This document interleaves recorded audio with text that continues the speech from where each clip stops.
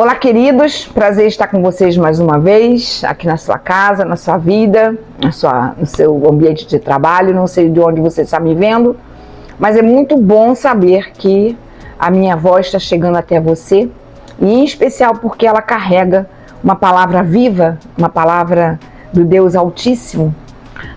Nós estamos aqui para compartilhar sempre aquilo que nós aprendemos da parte de Deus, né? Eu sou uma amante da Escritura. A Bíblia me define a minha história, define a minha vida, e eu gosto muito de compartilhar aquilo que eu aprendo com o Senhor. E eu queria compartilhar um texto com vocês. Na verdade, é um versículo muito conhecido. Talvez você conheça o texto, mas você não conheça o contexto em que ele se enquadra.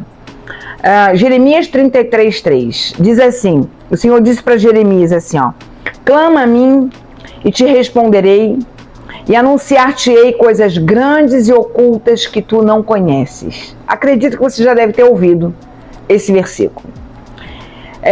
Mas o contexto que envolve esse versículo que me chamou a atenção. Por quê? Porque Jeremias estava diante de uma proposta, né?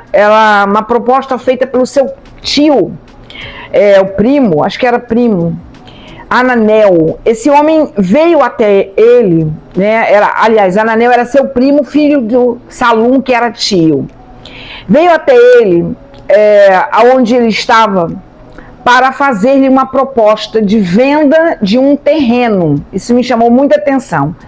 Deus havia dito para Jeremias: o teu primo virá fazer uma proposta, compra o terreno dele.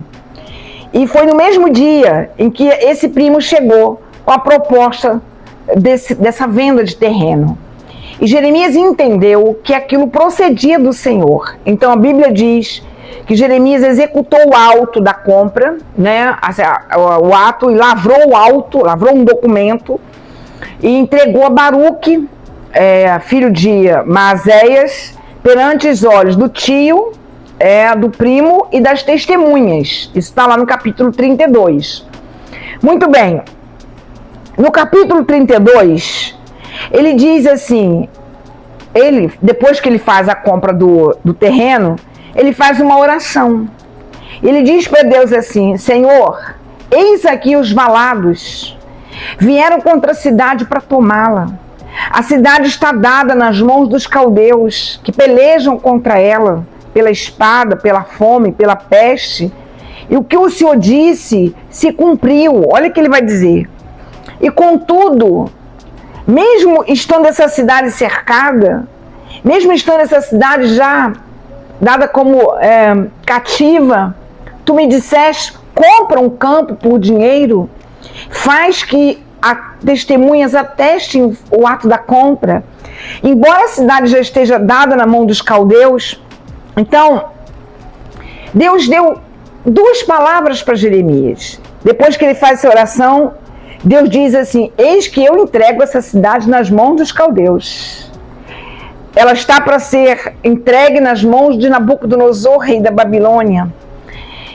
Como Deus podia ordenar a compra de uma propriedade numa terra em que a terra já estava fadada à desolação?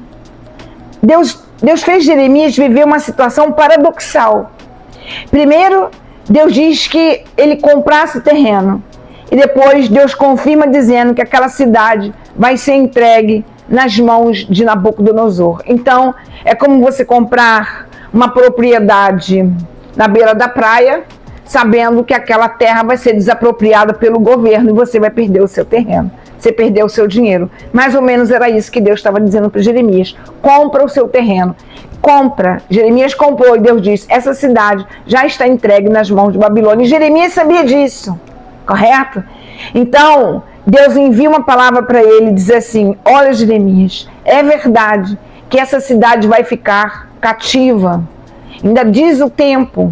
Mas eu digo para vocês, e aí Deus diz assim, uma palavra maravilhosa: eu vou trazer vocês de novo, eu vou tornar a congregar, e nesse lugar que está desolado, que vai ficar completamente devastado, esse lugar, aqui nesse lugar, ainda se comprarão campos por dinheiro, ainda subscreverão os autos das compras ainda serão selados e farão que testemunhas atestem na terra de Benjamim, de Judá, das planícies, e vai falando. Ou seja, Deus estava usando a compra feita por Jeremias como um ato profético. Isso era grande demais para Jeremias compreender. E é nesse contexto, onde Deus dá duas ordens que se conflitam, onde Deus dá duas palavras, aliás, que se conflitam, porque comprar o campo era uma palavra e dizer que a terra ia que a terra ia ficar em desolação, que aquele povo ia ser levado cativo, era outra palavra. Então, Deus dá duas palavras conflitantes. Nesse contexto, Deus diz para Jeremias: clama a mim e eu te responderei, e eu te farei conhecer coisas grandes e ocultas que você não entende. Quero concluir dizendo que os paradoxos de Deus, as situações paradoxais nas quais Deus nos coloca, ela deve nos levar à oração. E a oração vai nos levar a compreender propósitos muito maiores do que aqueles que nós estamos contemplando. A oração nos fará entender que nós estamos inseridos em coisas muito mais elevadas que estão para além de nós. A compra de um terreno, algo parece tão pequeno, mas era algo tão grande, porque Deus estava fazendo com que Jeremias profeticamente deixasse diante das testemunhas uma prova de que o cativeiro que viria não invalidaria o projeto que Deus tinha para aquela nação. Ficou um terreno comprado como testemunho de que os que foram embora voltariam e ainda se comprariam. Aquela terra que estava sendo devastada ainda seria muito valorizada. Você está entendendo aqui? É isso que Deus está falando para Jeremias.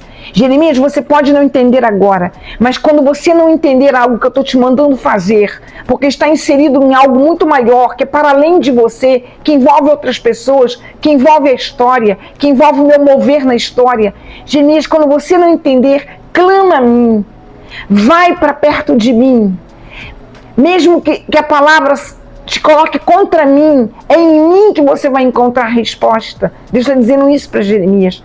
Clama a mim e eu te responderei, e eu te farei conhecer coisas grandes e ocultas que você não conhece. Quero liberar essa palavra para a tua vida nessa hora. Clame ao Senhor. Você não está entendendo agora. É algo que está para além da tua compreensão. Aquilo que está para além da tua compreensão depende então de uma revelação. E se depende de uma revelação, você só vai obter por meio da oração. Então, que essa palavra te aproxime de Deus, que essa palavra te provoque, busque ao Senhor, aquilo que você não está compreendendo, coisas que Deus está mandando fazer que você não está entendendo. Deus está te dizendo, me clama, clama a mim, que eu vou te responder.